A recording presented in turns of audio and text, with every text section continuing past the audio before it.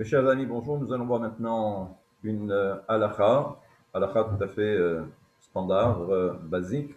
Et ensuite, on donnera l'éclairage de Rabbi Nathan sur cette halakha. Le cas est le suivant. Imaginez, vous avez Shimon qui a prêté de l'argent à, on va dire, Issachar. Voilà que maintenant, Issachar est censé rembourser sa dette auprès de Shimon. Mais rien ne se passe. Donc Shimon décide d'aller voir le Beddin, d'aller voir le tribunal pour dire, voilà, je souhaiterais maintenant que eh bien, Issachar rembourse sa dette. On convoque Issachar et Issachar dit, j'ai déjà remboursé une partie.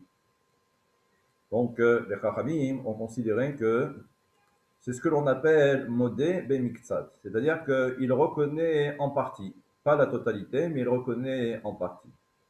Alors que Shimon, lui, considère qu'il n'a pas été remboursé du tout. Qu'est-ce que nous dit donc la halakha dans ce cas bien précis?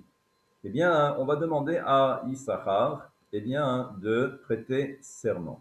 Voilà ce que nous dit donc la halakha. Et maintenant, si le cas se présente et toujours Shimon qui a prêté de l'argent à Issachar, Issachar ne rembourse pas du tout. Et donc le Beddin va convoquer Issachar pour lui dire mais il faut rembourser ta dette. Et Issachar a dit Kofer Bakol, moi je ne reconnais rien, je n'ai rien reçu de la part de Shimon. Dans ce cas, la Torah nous dit qu'on ne pourra même pas demander à Issachar de prêter serment. Autrement dit, c'est le principe de la Shevoua. Donc, si vous avez bien entendu, dans la première partie, la personne reconnaît en partie, et dans le deuxième cas, il ne reconnaît rien.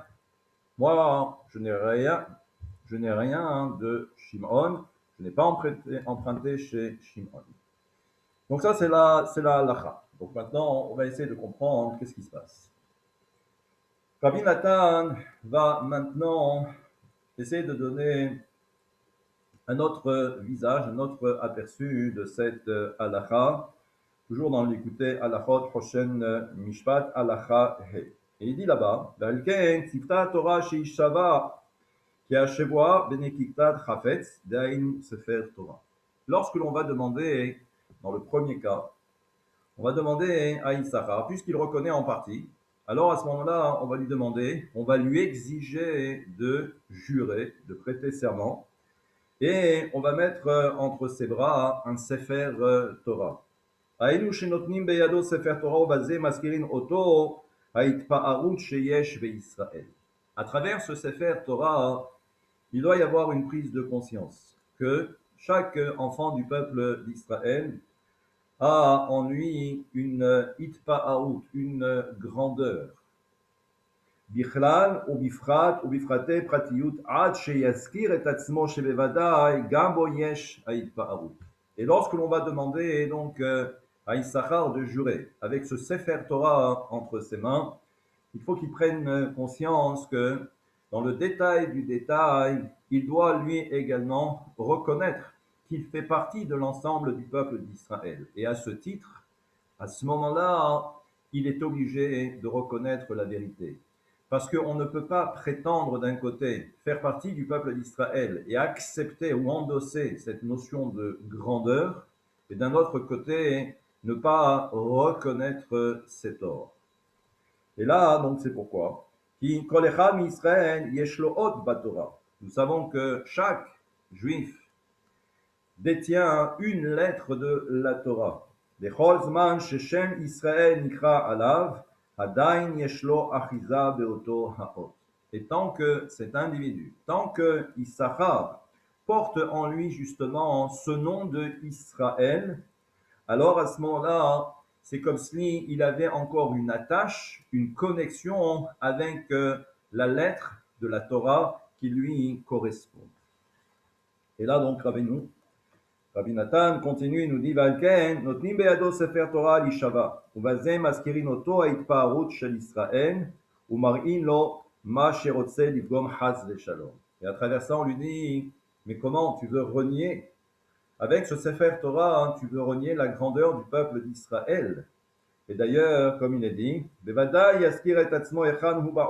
à partir de là, hein, s'il y a véritablement cette prise de conscience, il va savoir exactement où est-ce qu'il se situe dans ce monde.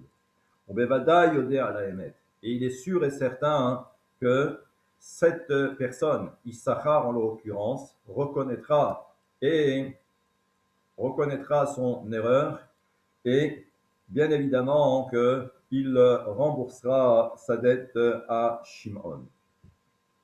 Le Rav continue et il nous dit que, rappelez-vous dans le deuxième cas, où lorsque la personne dit moi je n'ai rien reçu de Shimon, c'est faux, c'est pas vrai, je n'ai pas emprunté d'argent chez Shimon. On a vu que normalement d'après la halakha, eh bien on ne peut rien demander, on ne peut rien exiger à Issachar dans le deuxième cas. Et c'est-à-dire que on va même pas lui demander de prêter serment, de jurer avec le Sefer Torah entre ses mains. Simplement avec le temps. La halakha nous dit que on a changé. C'est-à-dire que quand je dis on a changé, c'est que il y a Rav Nachman. Rav Nachman qui est bien après la destruction du Beth Amikdash.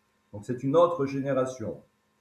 Et Rav Nachman a considéré que, en fin de compte, eh bien, même celui qui renie totalement, eh bien, celui-là, on doit également le faire jurer avec un Sefer Torah entre ses mains.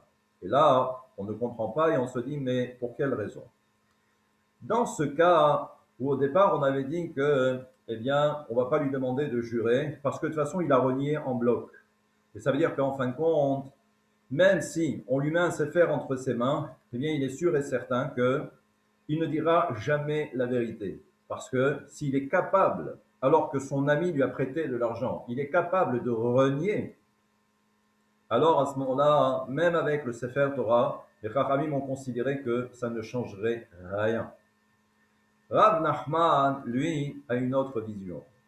Et il dit que, en fait, lorsque on commence à renier, alors que quelqu'un nous a fait du bien parce qu'il nous a prêté de l'argent, et maintenant on dit ah non, je n'ai rien reçu de cette personne.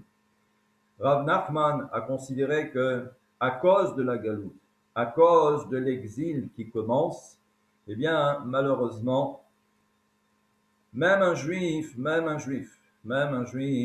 peut ensuite parfois aller à l'encontre des principes de notre Torah et ne pas revendiquer le émet, la vérité.